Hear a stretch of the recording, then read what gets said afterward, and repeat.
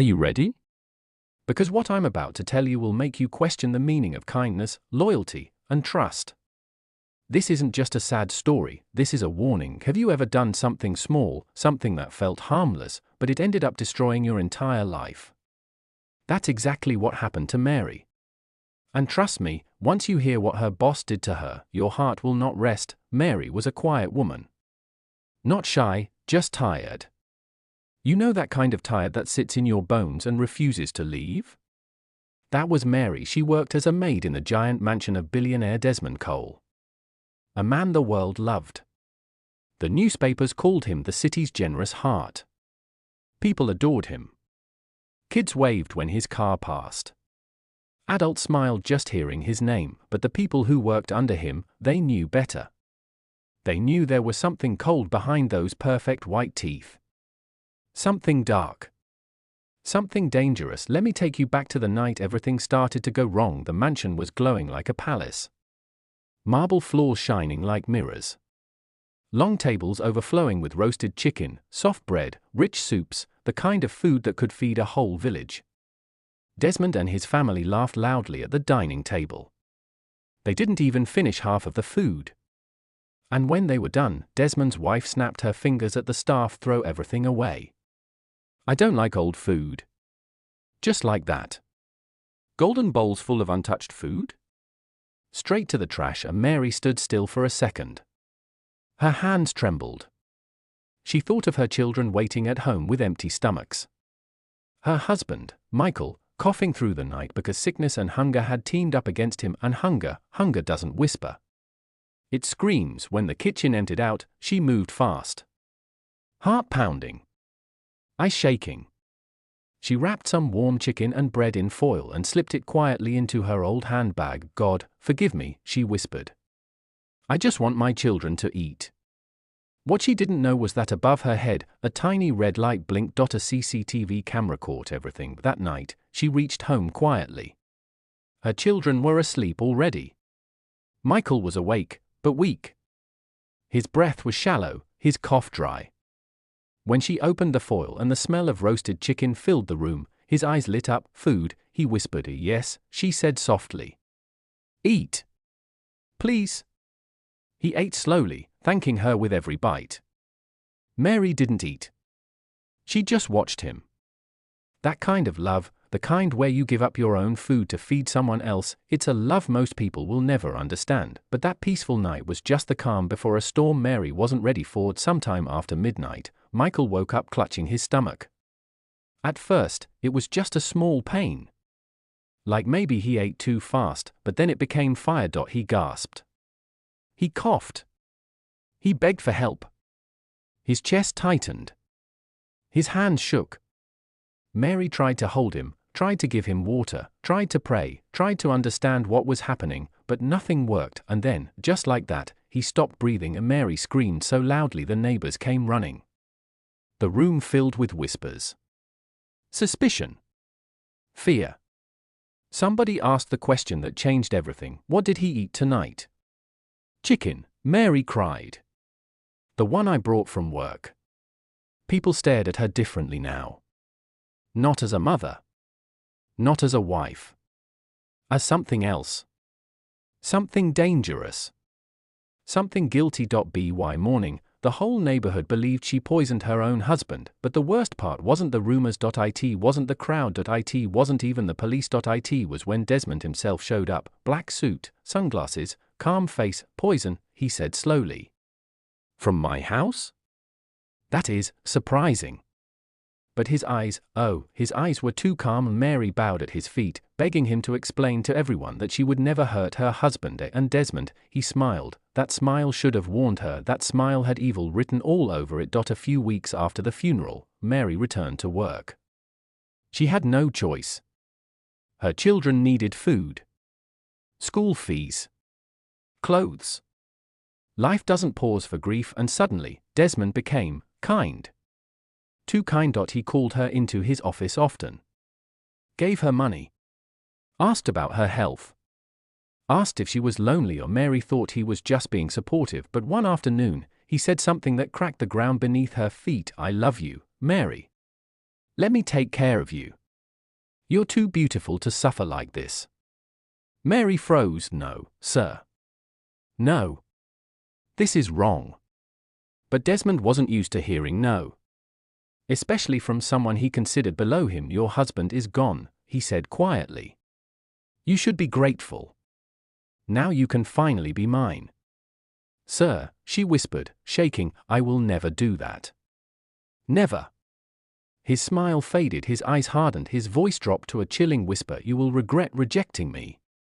And he meant every word. Weeks passed. Mary tried to ignore him. Tried to focus on her work. Tried to protect her children, but Desmond wasn't done. One evening, he made a phone call. Just one. Short. Cold. Heartless. I have a job for you, he said. 3 children. Make it look natural. The next day, Mary's children were walking home from school when a friendly stranger approached them with warm meat pies from your mother's boss. They smiled. They trusted. Kids trust easily. Too easily. They took the food home, they prayed, they ate, and minutes later, they collapsed, all 3 on the floor, side by side, gone. When Mary opened the door that evening, humming softly to herself, she didn't expect to walk into a nightmare. Her scream was so loud the walls seemed to shake. Her babies.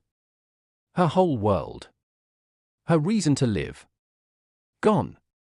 All gone. She held them, shook them, begged them, prayed over them, cried until her voice broke into silence. Neighbors rushed in. Gasps filled the air.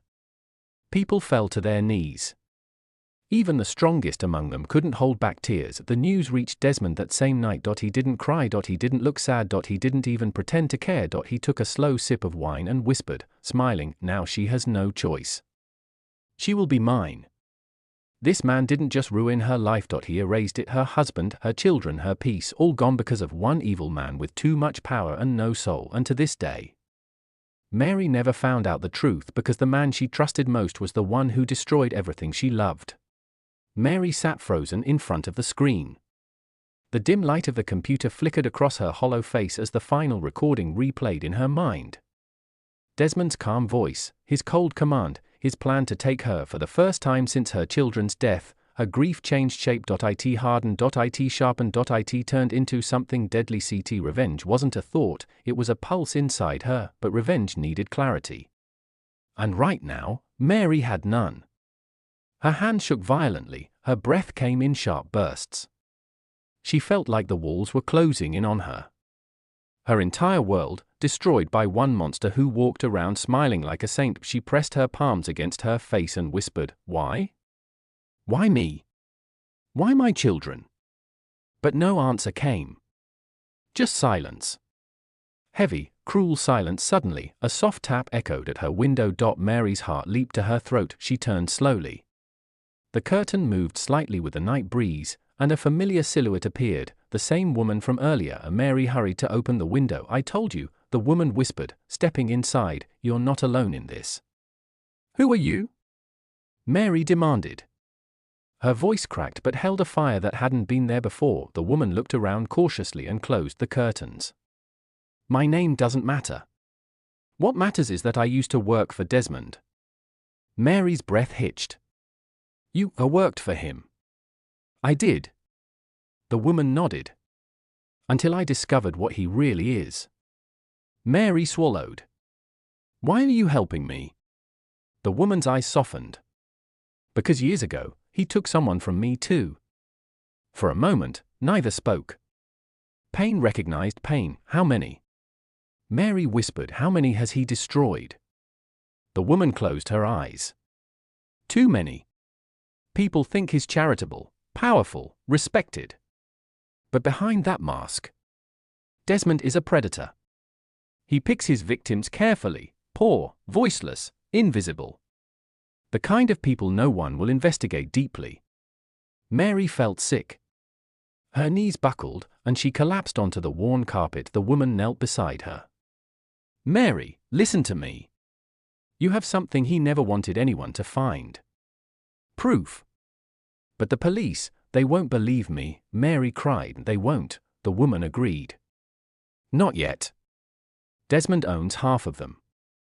But there are people, Good people, who are waiting for evidence like this. Mary wiped her tears with trembling fingers. What do I do? For now, the woman said, pulling out a small burner phone. You run. Mary's eyes widened.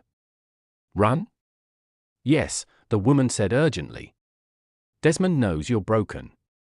He thinks you're too weak to fight. But the moment he realizes you disappeared, he will come for you. A shiver ran down Mary's spine. But where will I go? She asked. The woman grabbed Mary's shoulders firmly. Go anywhere. Just go tonight. Let me handle Desmond's men. You stay alive long enough to expose him. Mary looked at the screen one last time, the footage of her babies, her husband, the poison, the lies. Anger rose in her like a rising storm. She stood up. For the first time since her world shattered, Mary felt something powerful. Purpose. I will run, she said, but not forever. The woman nodded. Good.